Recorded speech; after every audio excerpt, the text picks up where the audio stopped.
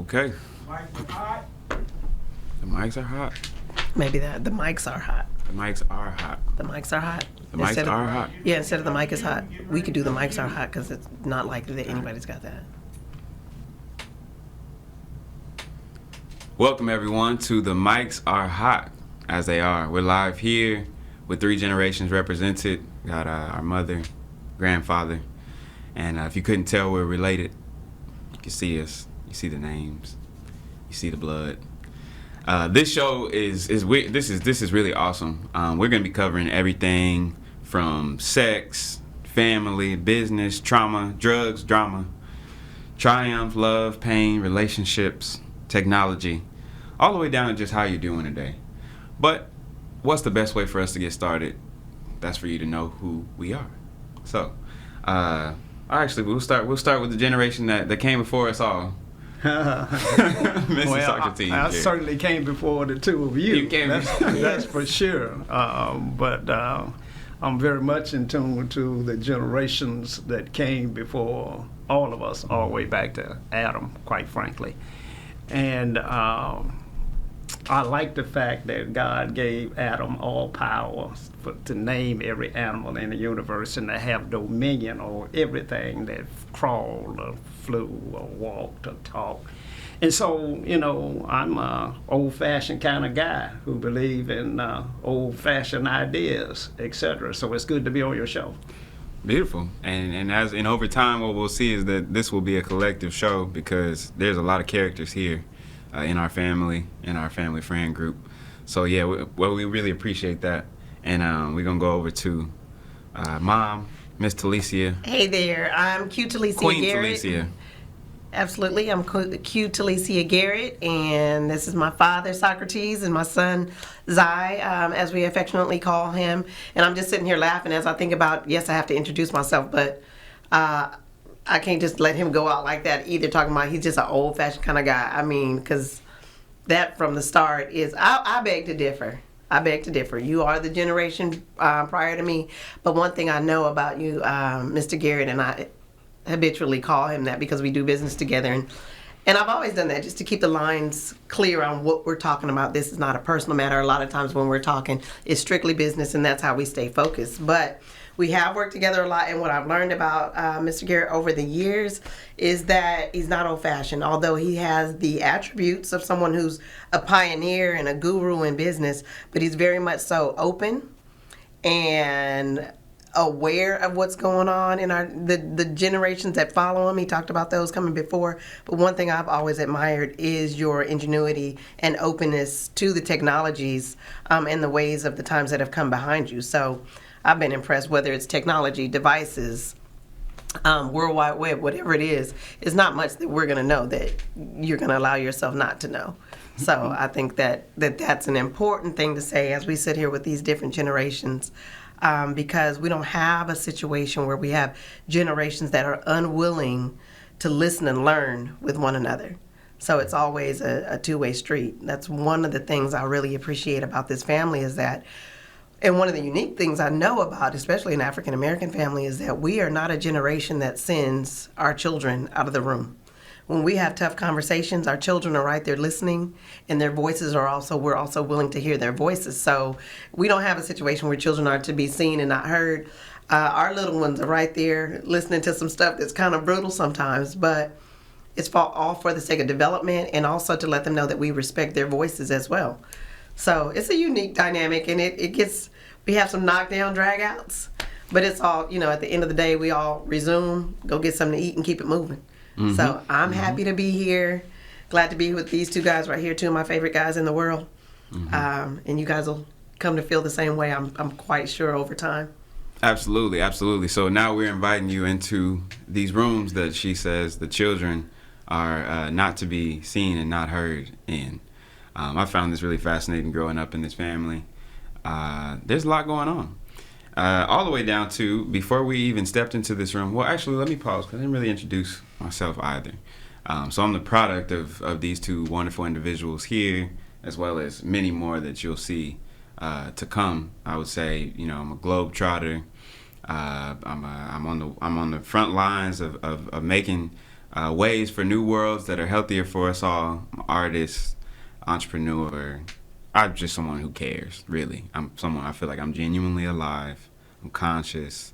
I have a good time, and also I care. So, to get into the good times, let the good times roll, as they say, I want to go ahead and kick off with a topic that we were talking about before we came on air. I don't know how we got there, but we're just going to jump right into it. The mics are hot. So drugs, ladies and gentlemen. Drogas. We were in here talking about drugs. They were in here talking about... I don't know how it came up. They were talking about chauvinism. My grandfather here, he says he is not a chauvinist. My mother begs to differ. She also is very affectionate. She has a lot of affection for him. So it's no love lost, but this is what has been described. So could y'all dive into that a little bit more? Yeah. Could you? Well, I'm not a chauvinist. Let's just get that straight. What? I'm firm, and I believe in a man's position. That doesn't make me a chauvinist. I believe that a man is head of the family. He should sit at the head of the table, and that you should bring his dinner. And if he's late coming to dinner, that his plate ought to be on the stove, being kept warm until he gets there. I believe that so goes the race. So is the male. If you destroy the male, the dominance of the male, you destroy the race.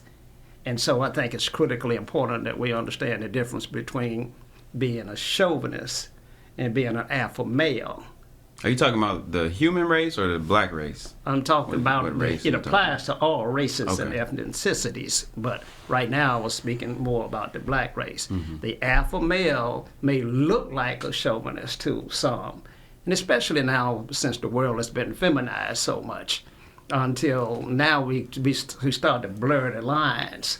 And so what my daughter sees as a chauvinist is what she's really saying is an alpha male. She's saying, okay, all right. So what's going on here? Well, and I hear where you're coming from, and I believe I'm not one of those women that say I don't need no man for nothing. I'm not that. When I say independent woman, that's not what I'm referring to, and it's not even a phrase that I like to use that often. But when you make a statement like when the man gets home, his dinner should be waiting, you are making the assumption that that woman's been there all day and that she ain't pulling in at the same time as you are, carrying the same load that you've been carrying throughout the day. So when we walk into this home, at the same time, having carried some of the same burdens throughout that same 8-hour period, who's putting the dinner on the stove? And then how do you make a decision then as to whose role that is? And do those roles still apply? Now, at one point in our history, it was a situation where yes, the father, the man of the household went out and worked, the woman stayed home and raised the children, which is a heavy job. But when our economy got to be such a place that it is required that both the man and the woman, or the man and the man and the woman, everybody's got to leave home to make this motor run. So let's clear this up real quick. So what is a chauvinist? What are you defining as a chauvinist? To believe that you have some inherent upper hand or higher footing rather than the next inherently, without real reason for that. Now, the reason that he applied again is antiquated. Okay, so That sounds more like white supremacy that you're talking about. I don't know if that has anything to do with No, chauvinism. Supremacy. The fact that you tuned into another form of supremacy, it just letting you know that there are very much so synonymous when we talk about supremacy. It's saying that as a male chauvinist, you may believe that inherently the male species is in some kind of way has higher footing than the female. Well, it was written in the Bible. It go back to the beginning of time in creation. It was written that way, where the male was dominant. He was the head of everything. And if you're the head of everything, or if you're the head of anything, then people ought to make sure your plate's warm when you get home. Now, if they don't see you as the head of something, then it doesn't make any difference whether we both went out and slay a goat for food. At the end of the day, we have a responsibility back to that alpha male, which means I'm going to keep his plate warm. I may be tired, but I'm going to keep his plate warm. Now, he has some things that he's got to do as well. Let's talk about that. Yeah, we can talk about that. Let's What talk he gotta about do? that. Because typically when we have this conversation, we do not talk about that. No, Yeah. not at all. And honestly, you know, would love to, you know, anyone's remarks, what you feel about chauvinism, what is it to you, what is supremacy, all these different things. But ultimately, what's going to be important is really unpacking that. What is it? Well, one, what is an alpha male, Yeah. and what is he doing that's warranting his plate needing to be kept warm? You see it in nature every day. You see an alpha male in a lion family in the pack. When the alpha male is no longer able to defend his territory, his position, then he's driven out of the pack and off to the woods or to the mountains to die. And then the incoming alpha male, what he first does is turns around and kills all his offsprings. And so that lion won't be competing with him because he knows one day it's going to be his time to be run off. So the alpha male is the head of the clan, the head of the tribe, the head of the family. The head in every living and breathing thing has an alpha male. When you see geese flying, there's an alpha goose. That's heading where we're going and what time we're leaving. So let me ask you about that. So is it that this, because every male is not an alpha male. So, Well, probably not now because the feminization of the world is taking place to a point where now very few men are alpha men. do you believe that we should have a balance between man and woman or male and female? I think God created the balance. I think we just need to follow it. Okay. So we're going to come back to this topic. We're going to go ahead and open the space a little bit. We can get into something maybe a little bit less exciting. We'll go to what we were talking about before, which was drugs. That's such a big one to leave hanging like that. It is. But It absolutely is, and I want everybody to know your opinions are welcome. absolutely, please do send in your comments. Yeah, absolutely. Send in your comments. Personally, I believe in balance. Also believe personally feel as a child of God, child of the universe, child of the stars, all of these different things. I think you need to let your mom's rebuttal Mr. Garrett on what he said. I think you kind of left her hanging. So let's just pick it back up with you just asking your mom, what do you think about what Mr. Garrett just said? Okay. I felt like I was being released. No, this is good. Yeah, no, because I felt like it was coming. You're right. All right. So I'm ready in 1, 2, 3. So how do you feel about what was just said? Well, there's so many places that I could jump in, and there's so many places that I could start. But indeed, one of the things where Mr. Garrett, my dad sat here and was closing out, was that there are not as many alpha males these days. So there are not as many men leading the charge of the household these days. And even with that being acknowledged, the expectation of the woman has not changed. How, Sway? I always go back to the how, Sway. How is it that the expectation of the woman has remained the same when that role has been modified to the extent that it has been modified? I would very much love to stay home with my children. I would very much love to be. I don't even think that a child should be left or sent to daycare before 3 years old. That child should be with one of the parents. If we really care about our country, the outcome of us as human beings, the mother or the father should be with that child. But our economy is not set up that way.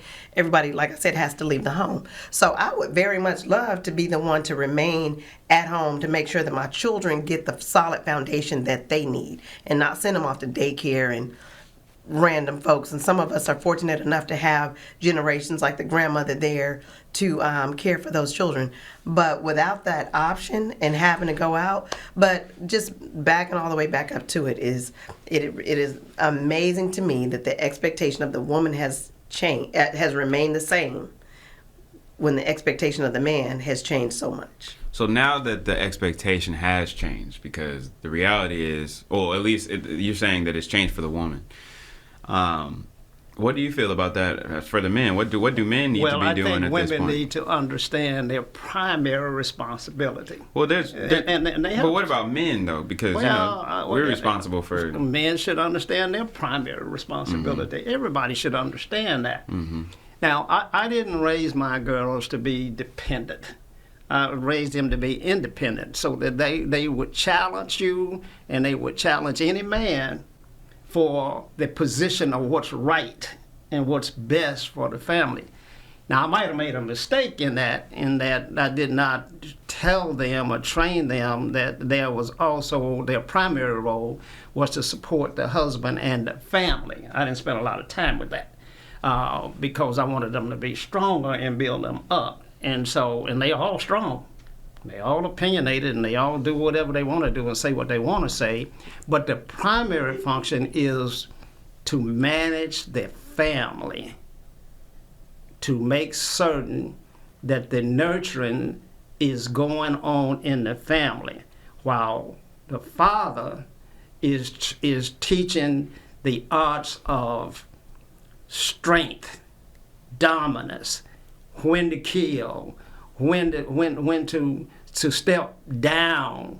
We teach those different roles. So if a doorbell rings at 2 a.m. in the morning, the woman should not get up to go to the door.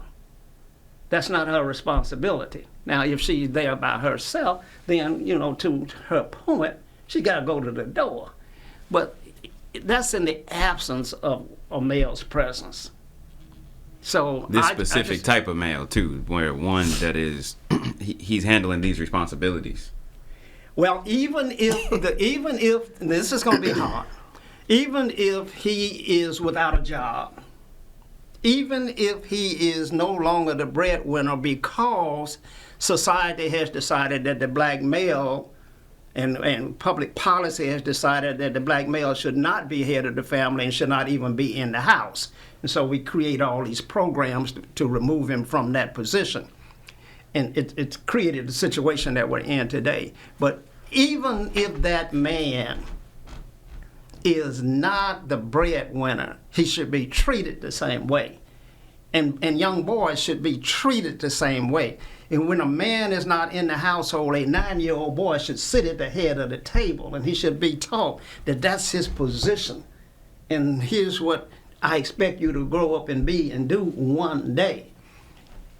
So if the guy is down on his luck, or if he's unemployable, or if he's a felon, he still should carry the same respect of an alpha male.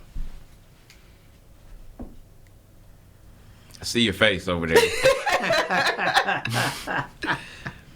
And I'm a firm believer in supporting our men.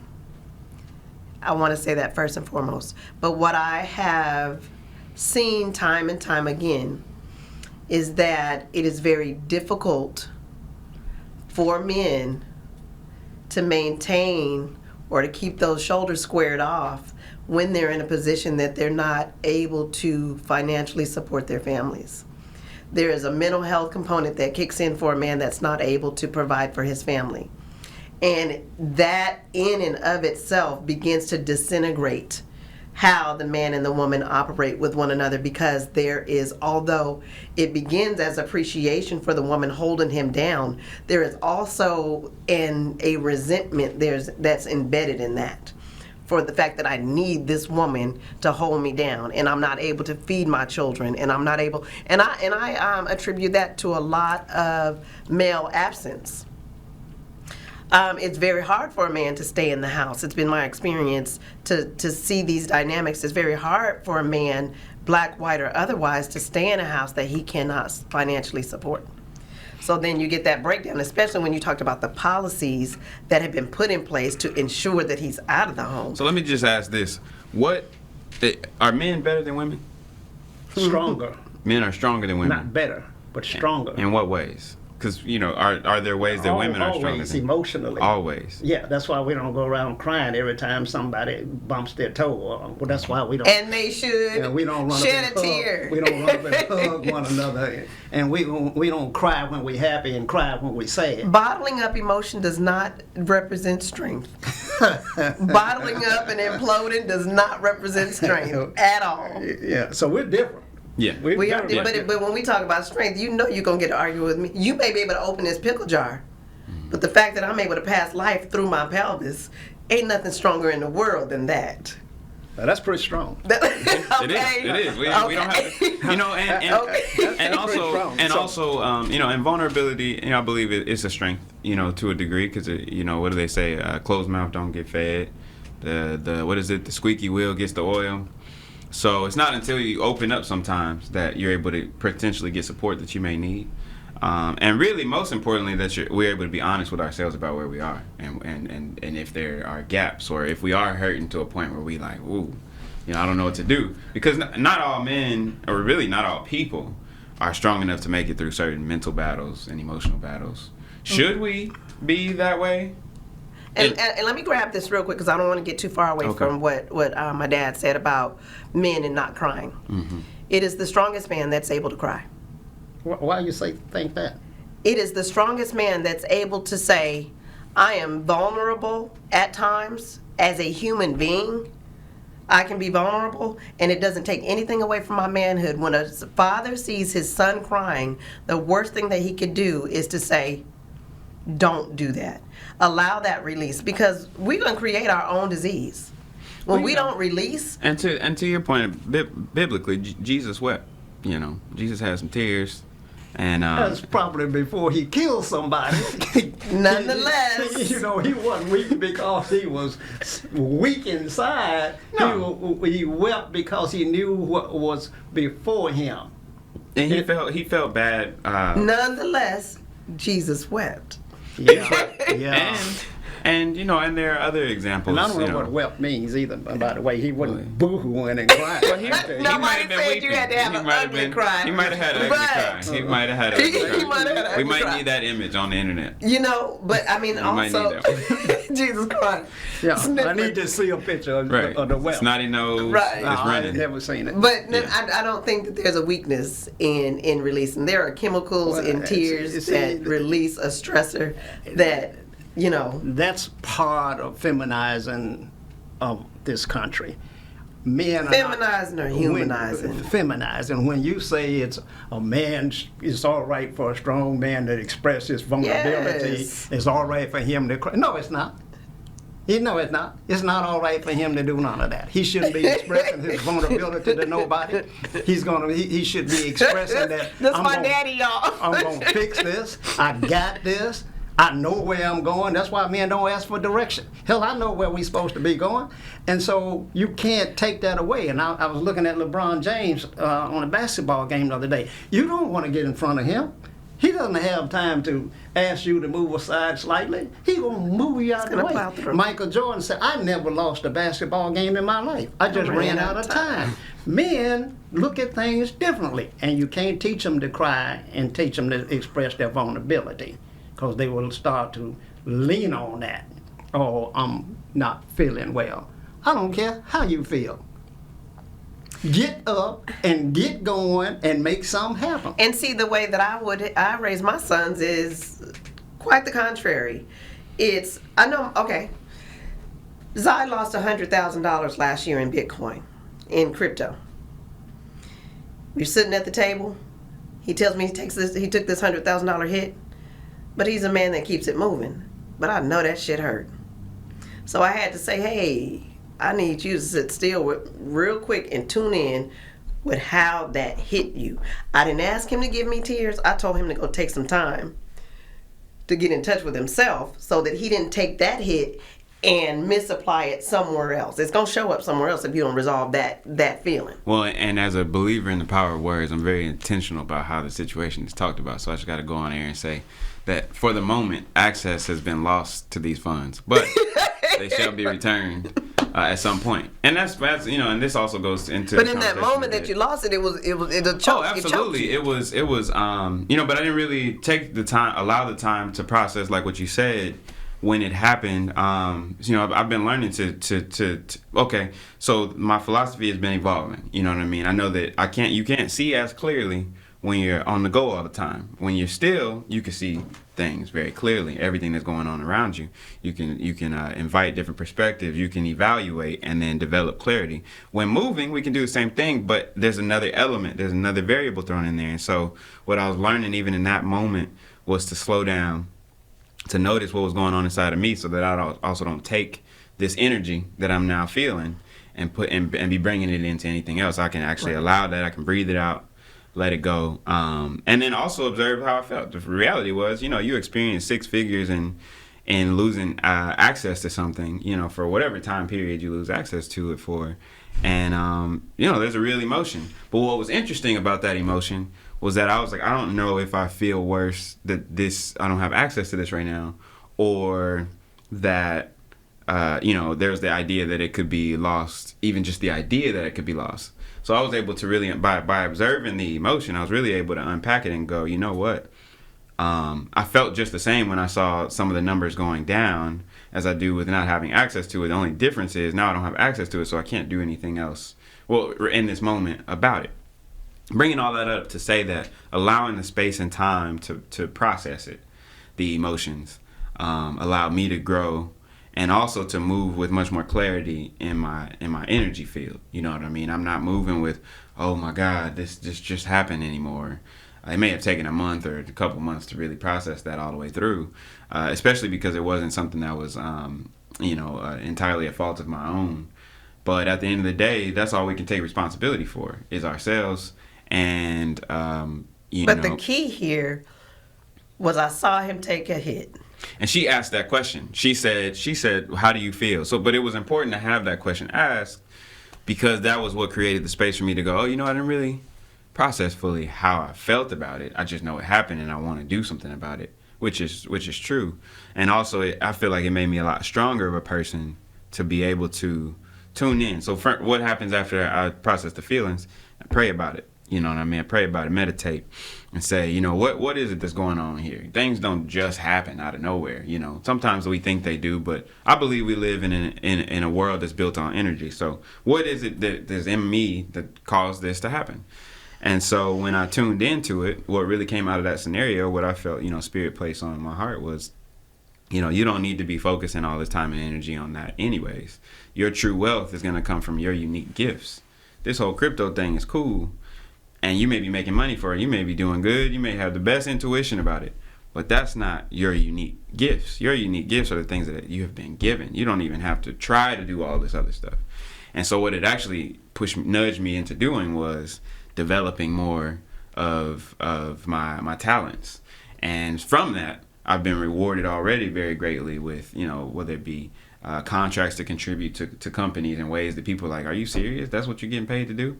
Even through my arts, generating different opportunities through creating and being invited into studio sessions and things of that nature where, there were moments where I'm talking about when I was doing the crypto stuff, I'm sitting up late at night, 1 a.m., 2 a.m., still on the computer trying to make, just moving things around. Like, okay, I'm just grow this till I can't grow it no more. The ultimate challenge in all that was that it stimulated for me a little bit of anxiety. But what I've noticed about doing things that are in line with my gifts is that I don't have any of that anxiety.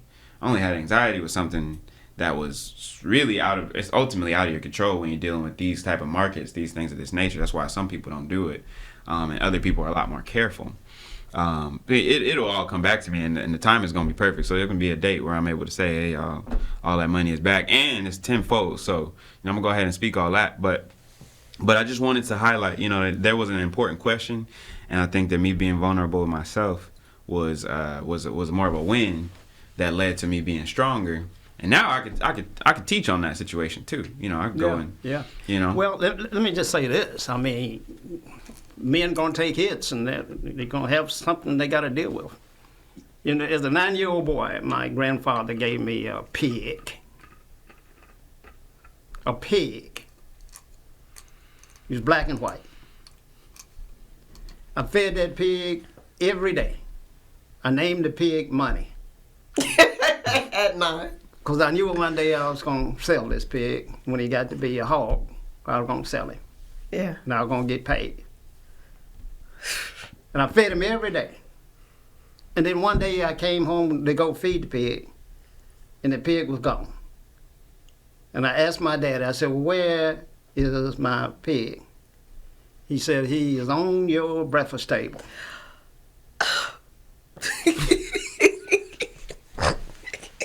Now, at that point in time, I learned something. Oops.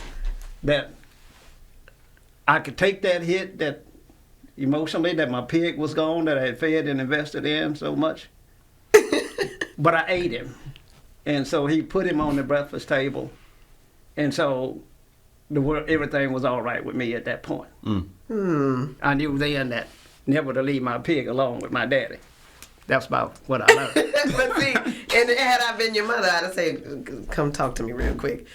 Because I knew that was a hit. Yeah. It wasn't no different than that 100,000. That's a hit. Why you didn't think my daddy didn't want me to come talk to him about it? Your What daddy, lesson was he teaching me? very much old school. He didn't really give a shit what you had to say. Well, about and this it. is what's beautiful. I think that we're talking about different generations, different times, different things are going on. But the thing about the difference in the way that a mother and the father are building strength, there's a physical strength and there's that brawn, but then there's that deep, deep, deep, deep fortitude that a mother is always going to focus on. You know, my mother kept me from hurting people. You know, I knew that as long as my mother was alive, I had to be a decent human being. Yes. But the day she died, I no longer had that barrier that, you know, I became grown for the first time in my life. I can do whatever the hell I want to, whether somebody sees it as good or bad, because my mother was no longer here for me to disappoint in any way. And so, yeah, she gave me boundaries and she gave me nurturing, but she didn't give me strength. She gave me that other side that keeps me, she made me bathe. You know, things like that. You know, I would have probably never taken a bath hadn't been for her. I've been 10 years old before I had my first bath. well, you know, So, I mean, so they give you things, but it's different stuff. But Yeah, all of yeah. them being strengths. yeah, you know, because at the end of the day, us learning how to clean up really bids well in our favor. And then also having boundaries bids well in our favor, whether Yeah. it be in business or personal relationships, all that stuff. So, anyways, we are running up on time for today. We can talk about boundaries. We can talk about all kind of things in the future. Get more into it. But This right here was the tip of the iceberg. this is Like we haven't gotten no. anywhere close to below the surface. So thank you everyone for your time. We'll be back. The mics will continue to stay hot, and y'all have a good one. That was easier than it should.